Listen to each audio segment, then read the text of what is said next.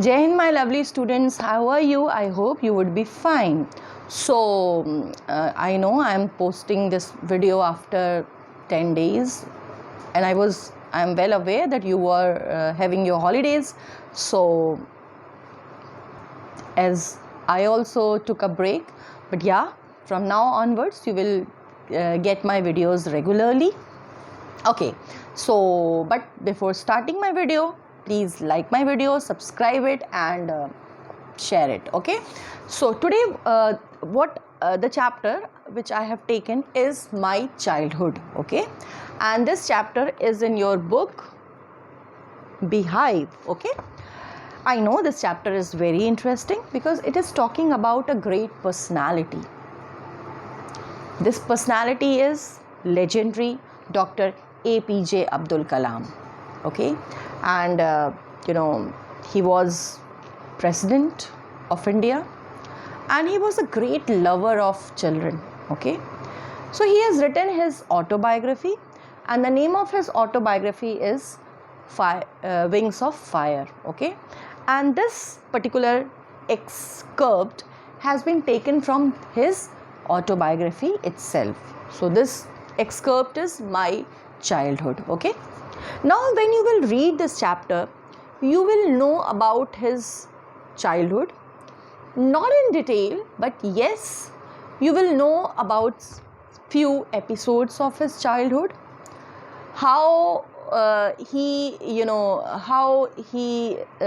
spent his childhood, how was his parents, how he is analyzing the importance of self-discipline in a person's life. It is about that. Okay, and he is saying that he was born in a middle class family. So middle class means where there was enough to eat, where the importance was given to good education, where the importance was given to good upbringing. There was necessity, like the parents were there to fulfill the necessities of their children, but there was no luxury. Okay, so when the children were getting good medical facilities, the children were getting education, the children were getting nice to eat, but not something which is very luxurious, right? So he is saying that he is born in the family like that. Okay, where he was born?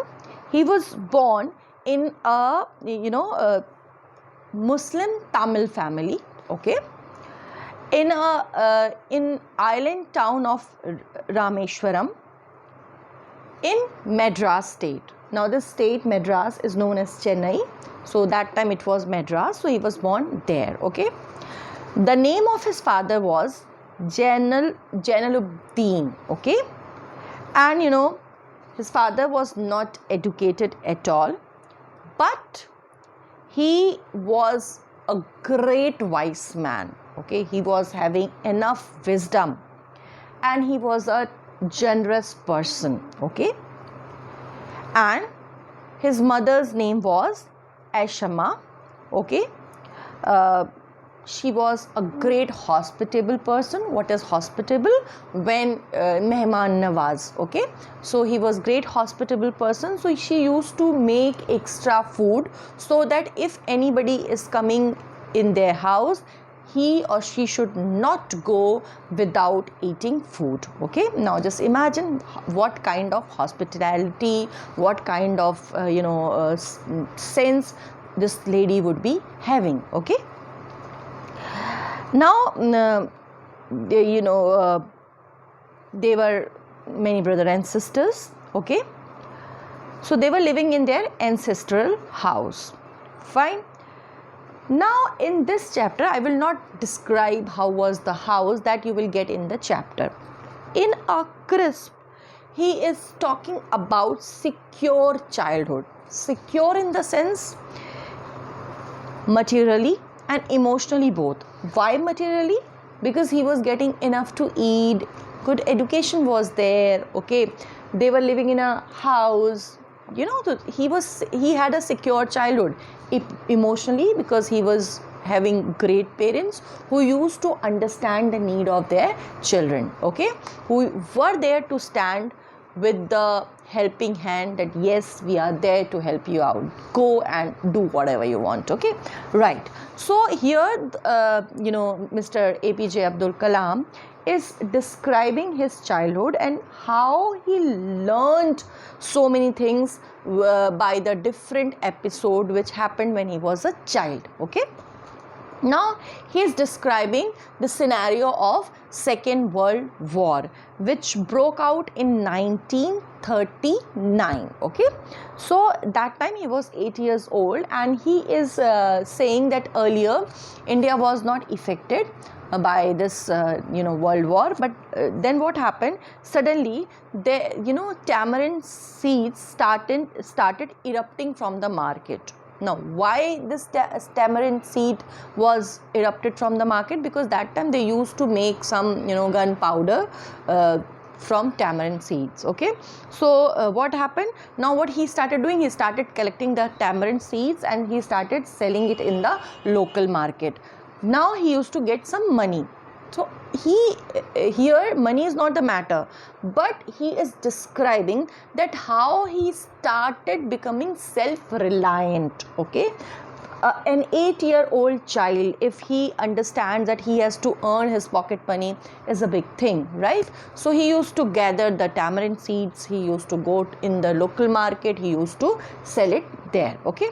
Then what happened, suddenly the halt for Rameshwaram station was stopped, okay.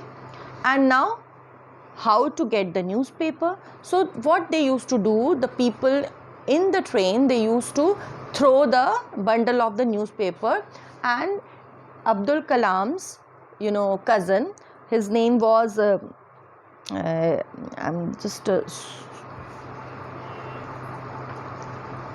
Jalaluddin, okay. He was, no, not Jalaluddin, Samsuddin, okay. His cousin was Samsuddin. So he used to, he was a newspaper hawker that time. So he offered him that, okay, you help me in catching the bundle of the newspaper and I will give you money. So this was his first wage, Abdul Kalam's first wage, how he earned money by catching the bundle of the newspaper which was thrown from the train, okay. Now he is saying that every child, I am also reading the important lines which you must know, and you should know the meaning of those lines, okay.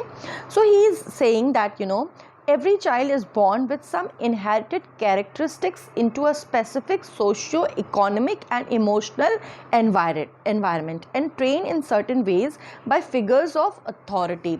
Now he is saying that every child has different aura in their families. They are born in a different families, like my family environment would be different, your family environment would be different. So and socio-economic condition is also different, okay. The people, those who are born in rich family, they will never they will never worry about money, because they have seen money and they can easily get money. The children, those who are not so fortunate and they are born in family which can't afford their education, which can't afford their requirements, their environment is different, and there are certain authorities, like your parents are your authorities, and the kind of upbringing they will give you, that will be your upbringing. Like you have to live according to your parents, how they will give you upbringing, you have to live in that, okay. So he is talking about it, and he is saying that I inherited honesty and self-discipline from my father. So he is saying I got honesty and self-discipline from my father, and from mother I have inherited faith in goodness. So she has great faith in goodness. She used to believe if you are doing good, Allah, Ishwar, God will give you good in return. You will get good. In your life, nothing can go bad if you are a believer in goodness. Okay. And he also inherited the quality of deep kindness from, his mother. Okay.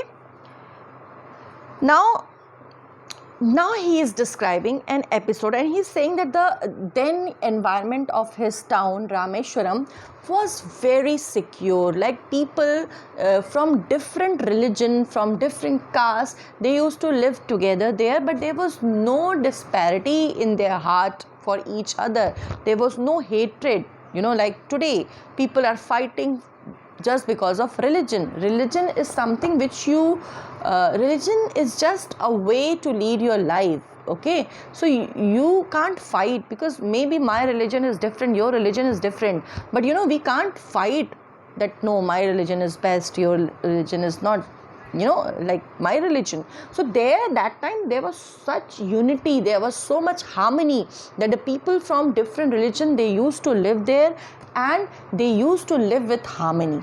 Okay, so he is describing that his best friends, there were 3 friends. Okay, and they all were Hindus. Okay, one was Ramanath Shastri, who was the Ramana Shastri, second was Aravindam, and third was Shiv Prakashan, and these 3 boys were Brahmins. Okay, Ramana Shastri was the son of the head priest of Rameshwaram Mandir. Okay, but then too, they never thought about their religious disparity. They always lived with harmony. They were good friends. They used to eat together. They used to sit together in the schools. Now what happened? One day, what happened? A teacher came, and this teacher was new to this town, and he was not knowing about the mentality of people in the town, that they are living in great harmony and they are united. So what happened when he saw that APJ Abdul Kalam is sitting with these 3 boys? Being a Muslim, he is sitting in the in the front row. What he did, he asked APJ Abdul Kalam to go and sit at the back. Now what happened? That time Mr. Kalam, he didn't speak anything, but his friends were very hopeless. They were very sad. Even he saw that there were tears in the eyes of Ramanath Shastri. Later on, what happened? The priest, the father of Ramanath Shastri, he called that teacher. Okay, and he gave him a good lesson by saying that this never happened in our town. Though we have religious differences, different religion are there in our town, but we are united, we are living in harmony. So you should either apologize, or you should go from here. So later on, this teacher apologized. So here Mr. APJ Abdul Kalam is describing the mentality of people, that though they were not highly literate, but actually they were wise. So wisdom comes through your experiences. Wisdom comes through your upbringing. It is not education which makes you wise. Education can make you intelligent, but wisdom is something which is evolved from your heart. Okay, now the second episode which he is talking about, a teacher. Okay, there was his teacher,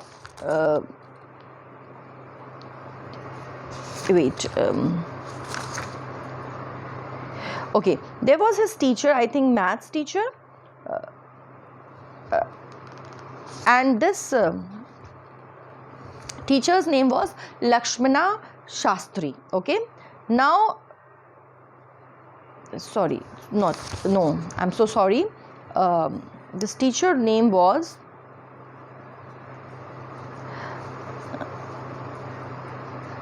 science teacher.